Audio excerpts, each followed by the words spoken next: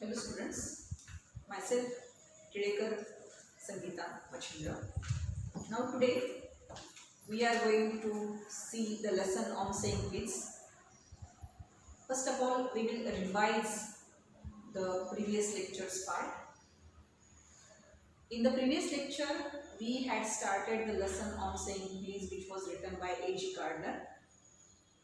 Actually, in this lesson, there are two incidents described by the narrator. One incident is about the liftman and the mad manners of the liftman, and the another incident is about a bus conductor. In the first lecture, we saw that one day the liftman demanded the passenger to say "stop please." The passenger which wanted to travel in the lift and who demanded only top, instead of that the liftman said that say top please, but he denied. So out of his anger, he threw that passenger out of the lift, and because of his guilt, he was punished by the law. He had to pay the offense for his guilt. Actually, the liftman felt that the man didn't say please because he was feeling that he is inferior. This liftman is a very inferior person, and so that's why he felt very angry. Actually, law is not made for the impoliteness, courtesy, discourtesy.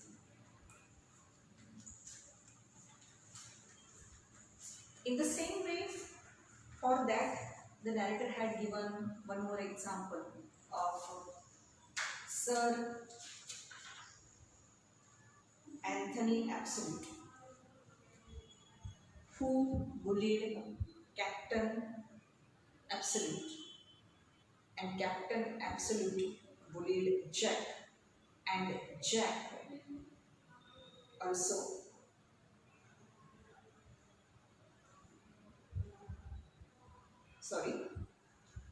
Sir Anthony Absolute bullied Captain Absolute.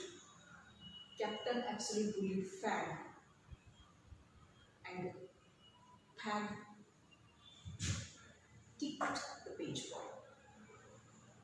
That means inferior level people are always suffering, superior are always threatening the inferior people than them. Now see the next part. I should like to feature in this connection my friend the Polite Conductor. By this discriminating title, I do not intend to suggest a review to conductors generally.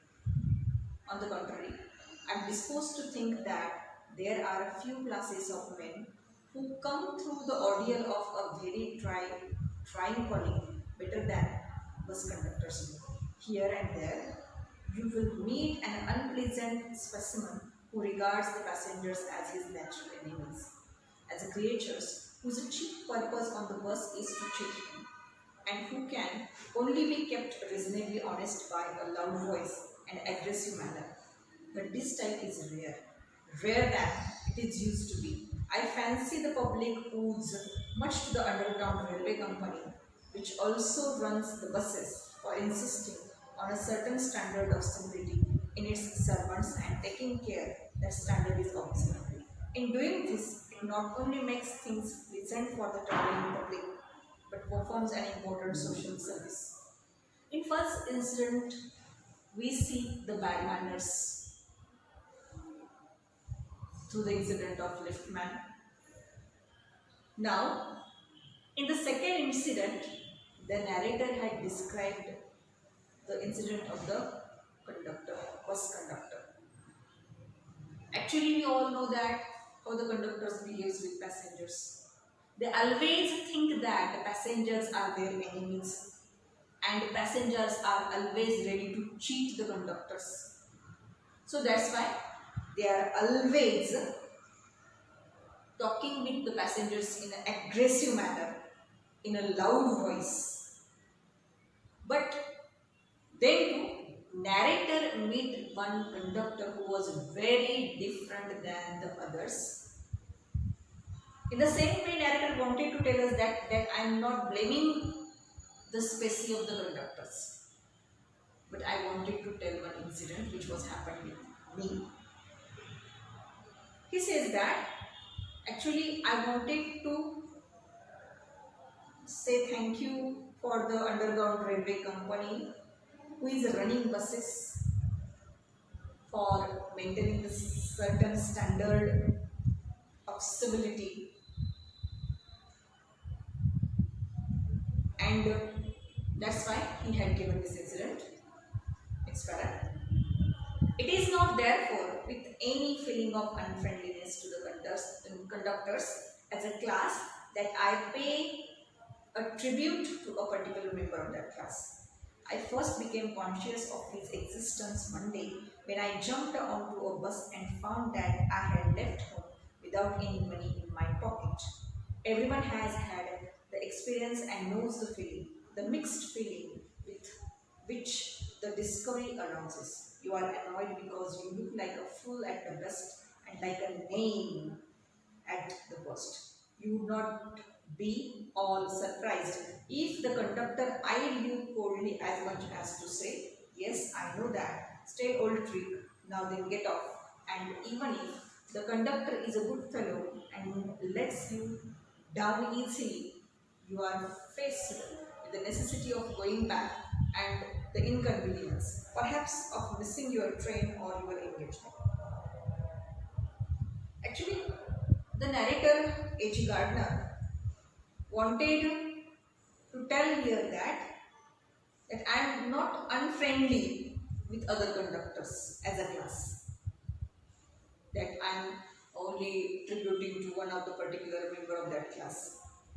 But he says that first I became aware of such a people, such a good conductor, when I jumped in the bus and found that when I got in the bus, I found that I had no money in my pocket. So many people have such an experience in their life once. And he says that I was thinking that I am a foolish person that who had not no money. Now, how to tell to the conductor, because he is not going to give sympathy to me. He will be very angry. He will look towards me coldly, like that. Feelings aroused in my mind. But there was no way in front of me, and so that's why I wanted to tell him that I had no money. I forgot my money pocket at home. And I thought that when I will tell to the conductor about it, he will think that yes, I am telling lie. This is the old trick which I am going to use. Then he will say me get off from the bus in anger. But the particular conductor of that bus was a very good fellow. I thought that if that person will be good, he will tell me that go down, get off from the bus. But if I will get off from the bus, then too there will be inconvenience for me. I have to miss that train or a bus, and I have to miss my workers. I have searched my pockets in vain for a stray coppers, and having found I was utterly penniless. I told the conductor with as honest a face as I could assume that I couldn't pay the fare and must go back for money. "Oh, you didn't get off. That's all right," said he. "All right," said I, "but I haven't a copper on me." "Oh, I will book you through," he replied. "Where do I want to go?" And he handled his bundle of tickets with the air of a man who was prepared to give me a ticket for anywhere from the bank to Hong Kong. I said it was very kind of him and told him where I wanted to where I wanted to go, and as he gave me the ticket, I said, "But where shall I send the fare?" "Oh, you will see me someday, all right," he said cheerfully. He turned to go, and then luckily my fingers, still wandering in the corner of my pockets, lighted on a shilling, and the account was spared. But the fact did not lessen the glow of pleasure which so good-natured an action had given me. So I thoroughly searched my pocket, but it was futile.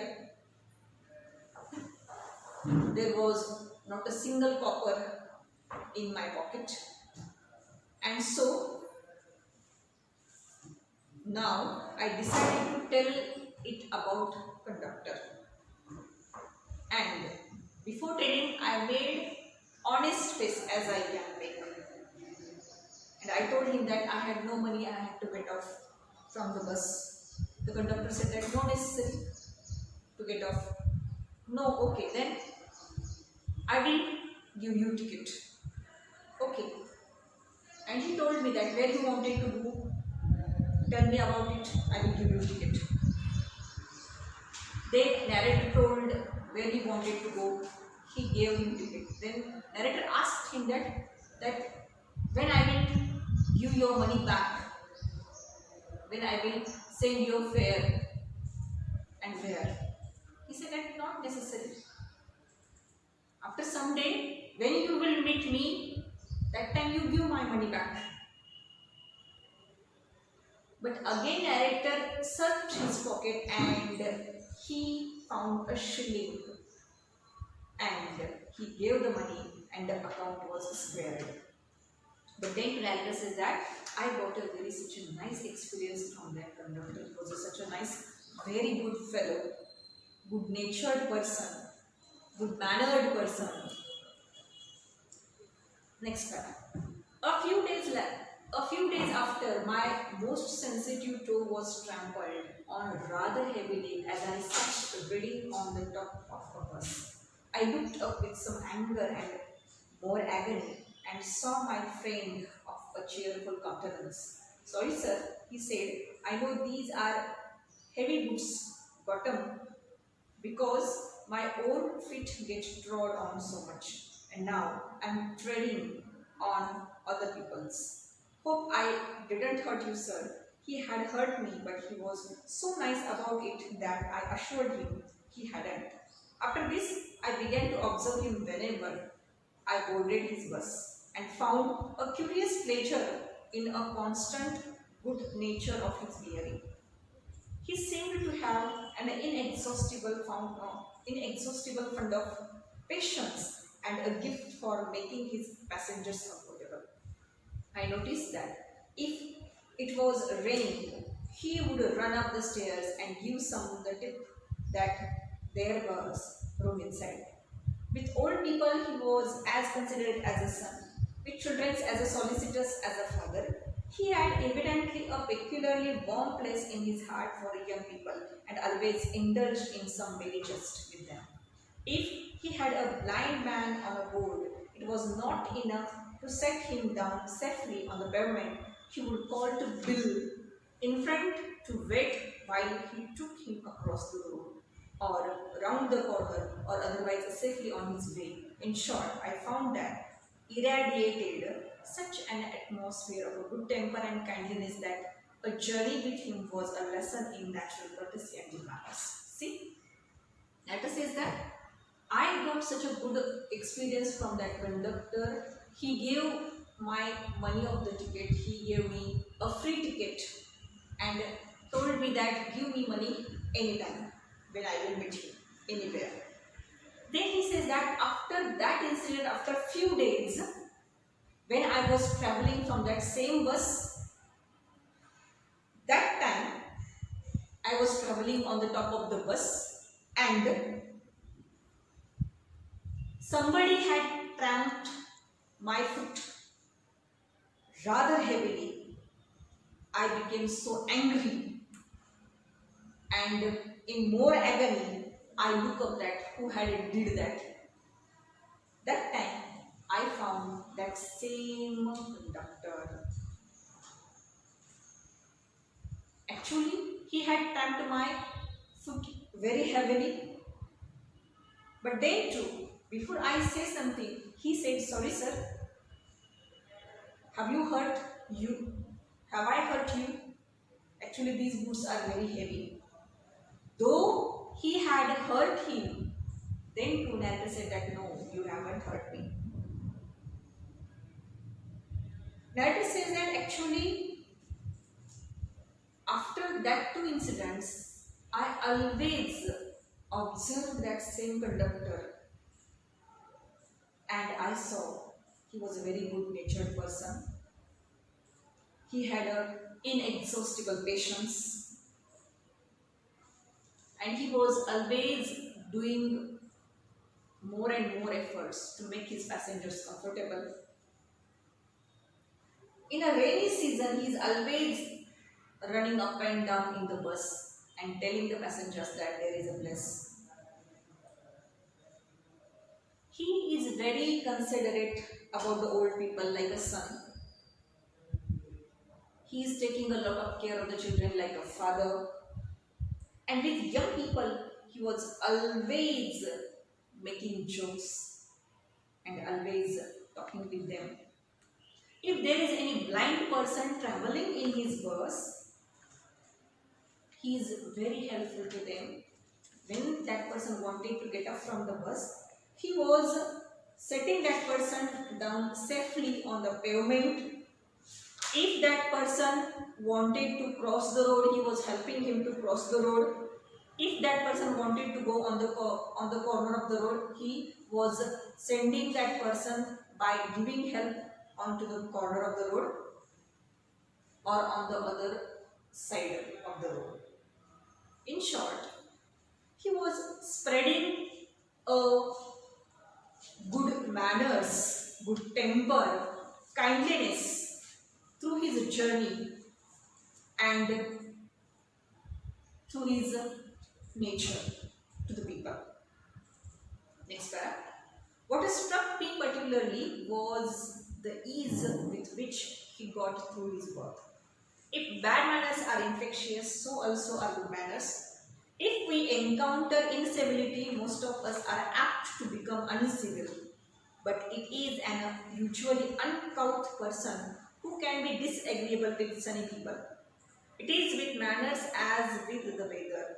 Nothing clears my spirit like a fine day, said Kits, and a cheerful person descends on even the gloomiest of us with something of the benediction of a fine day. And so it was always fine weather on the Polite Conductor's bus. And his own civility, his conciliatory address and good-humoured bearing infected his passengers. In lightening their spirits, he lightened his own task. His gaiety was not a wasteful luxury, but a sound investment. See, and the conductor who was doing, that particular conductor who was doing his work, he was doing with ease. Actually, narrator says that bad manners are very infectious. In the same way, good manners are also infectious.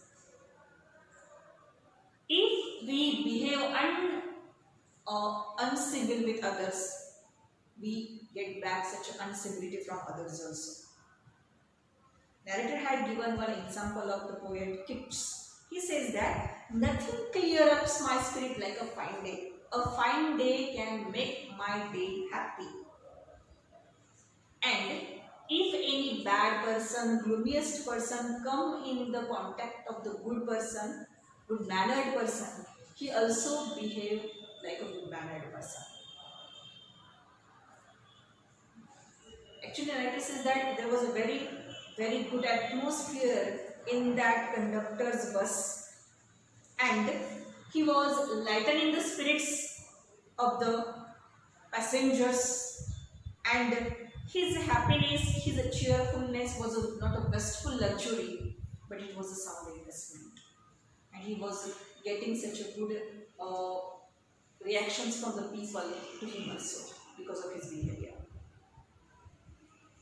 Next para. I have missed him from my bus route of late, but I hope that only means that he has carried his sunshine on another road. It cannot be too widely diffused in a rather drab world. And I make no apologies for writing a panegyric on an unknown bus conductor. If Wordsworth could gather lesson of wisdom from the poor leech gatherer onto the lonely moor, I see no reason why lesser people should not take lessons in conduct from one who shows how a very modest calling may be dignified by good temper and kindly feeling. Narrator says that nowadays I am missing that conductor. He is not on my route, but might be he is doing his service on another route and he is carrying a sunshine in other people's life.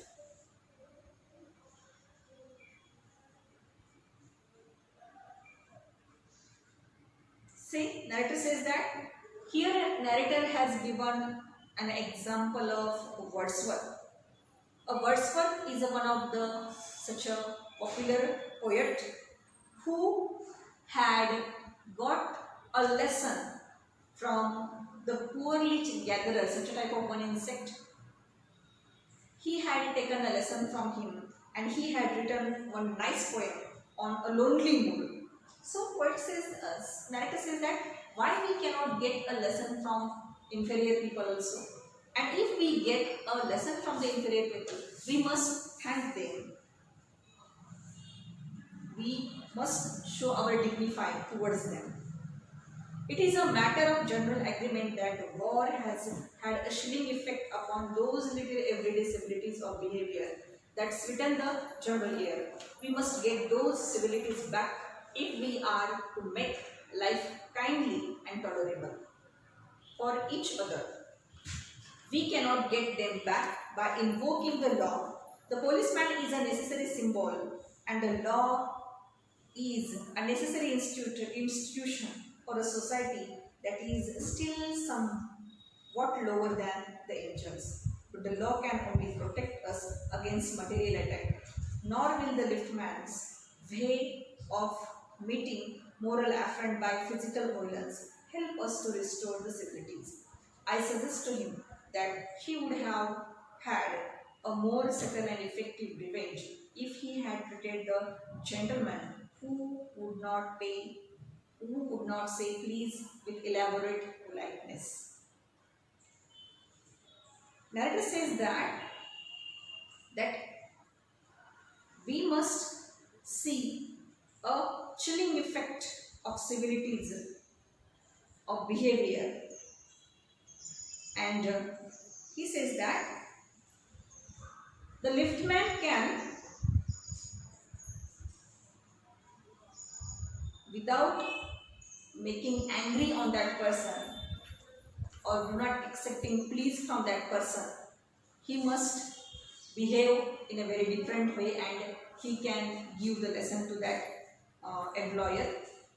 He would have had a victory not only over the book but over himself, and that is the victory that counts. The polite man may lose the material advantage, but he always has a spiritual victory.